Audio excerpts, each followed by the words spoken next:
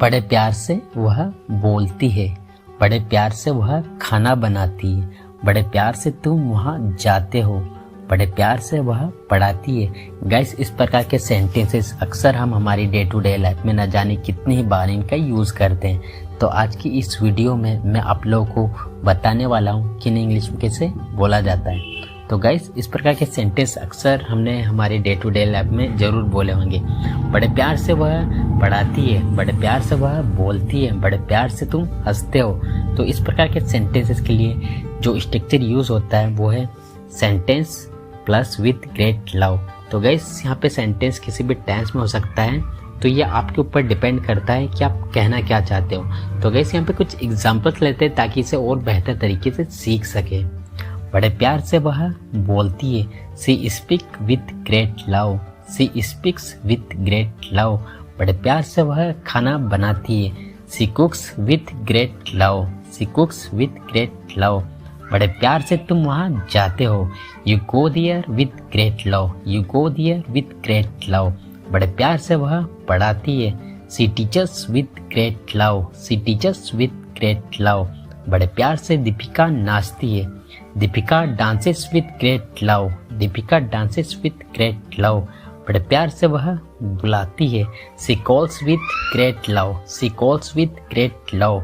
बड़े प्यार से हमने मना कर दिया, we refused with great love, we refused with great love. तुम्हारे बिना बहुत सुना सुना लगता है, उस दिन मुझे बहुत सुना सुना लग रहा था, प्लीज़ मत जाओ, बहुत सुना सुना लगेगा। अगर तुम चले जाओगे तो उसे बहुत सुना सुना लगेगा।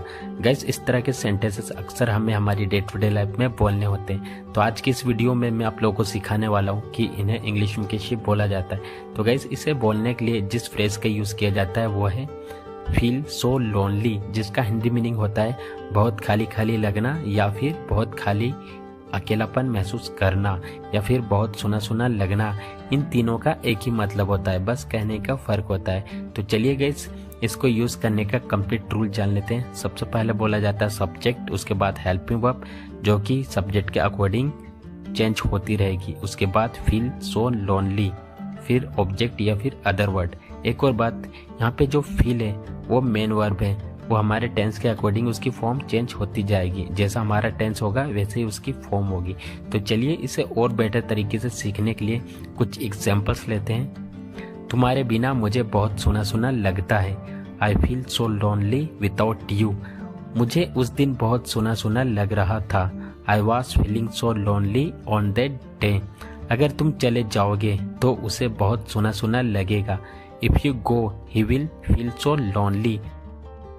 उन दिनों मुझे बहुत सुना सुना लगा करता था, I used to feel so lonely in those days. Please मत जाओ, बहुत सुना सुना लगेगा, please don't go, I will feel so lonely. ये बात किसी को बताना नहीं, इसे अपने तक ही रखना, चिंता मत करो, मैं इस बात को अपने तक ही रखूंगा। क्या तुम्हें यकीन है वह इस बात को अपने तक रखेगी? अच्छा होगा अगर हम इसे अपने तक ही रखें। तो गाइस, इस तरह के सेंटेंसेस जो कि अक्सर हमें हमारी डेली लाइफ में बोलने होते हैं, जिनमें क्या हमें बोलना होता है, इसे अपने तक ही रखना। तो गाइस, इस तरह के सेंटेंसेस को इंग्लिश में कैसे बोला जाता है आज की इस वीडियो में हम लोग सीखने वाले हैं। तो इस तरह के सेंटेंसेस को इंग्लिश में बोलने के लिए एक फ्रेज यूज किया जाता है, वो है कीप इट अप टू, जिसका हिंदी मीनिंग होता है अपने तक ही रखना। तो आइए इसको स्ट्रक्चर में कैसे यूज किया जाता है देखते हैं। तो सबसे पहले बोला जाता है सब्जेक्ट, उसके बाद में हेल्पिंग वर्ब, हेल्पिंग वर्ब के बाद बोला जाता है कीप इट अप टू, उसके बाद में रिफ्लेक्सिव प्रोनाउंस जैसे कि myself, himself, herself, yourself, themselves, ourselves. तो एक और बात क्लियर करना चाहूँगा, यहाँ पे जो कीप इट अप में जो कीप है ये मेन वर्ब की तरह काम करेगा, जैसा हमारा टेंस होगा उसके अकॉर्डिंग इसकी फॉर्म चेंज होगी। तो आप कुछ एग्जाम्पल्स लेते हैं ताकि इसे और बेटर तरीके से सीख सके। ये बात किसी को बताना नहीं, इसे अपने तक ही रखना, don't tell this to anyone, keep it up to yourself, don't tell this to anyone, keep it up to yourself. चिंता मत करो, मैं इस बात को अपने तक ही रखूंगा, don't worry, I will keep it up to myself, don't worry, I will keep it up to myself. क्या तुम्हें यकीन है वह इस बात को अपने तक ही रखेगी। Are you sure she will keep it up to herself? Are you sure she will keep it up to herself? अच्छा होगा अगर हम इसे अपने तक ही रखें। It will be nice if we keep it up to ourselves. It will be nice if we keep it up to ourselves. तुम्हें ये बात अपने तक ही रखनी चाहिए थी। You should have kept it up to yourself. दर्द तो होगा ही, आवाज तो होगा ही, परेशानी तो होगी ही, प्रदूषण तो होगा ही। गाइस, इस प्रकार के सेंटेंसेस अक्सर हम हमारी डे टू डे लाइफ में न जाने कितने ही बार इनका यूज़ करते हैं। तो आज की इस वीडियो में मैं आप लोगों को सिखाने जा रहा हूँ कि इंग्लिश में कैसे बोला जाता है।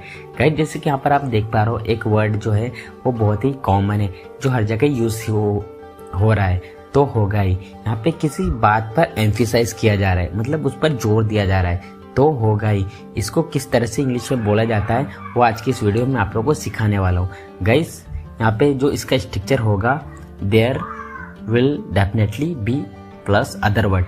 यहाँ पे हम दिस और इट का यूज़ नहीं करेंगे, क्योंकि ये ना ही वेदर की बात हो रही, ना ही डे या डेट की बात हो रही, इसलिए हम यहाँ पर देयर का यूज़ करेंगे।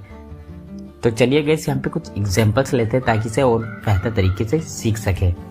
दर्द तो होगा ही, there will definitely be pain. There will definitely be pain. आवाज तो होगा ही, there will definitely be noise, या साउंड का यूज भी कर सकते हो। There will definitely be noise. परेशानी तो होगी ही, there will definitely be trouble. There will definitely be trouble. प्रदूषण तो होगा ही, there will definitely be pollution. There will definitely be pollution. वह उसका घर तो होगा ही, there will definitely be her home there.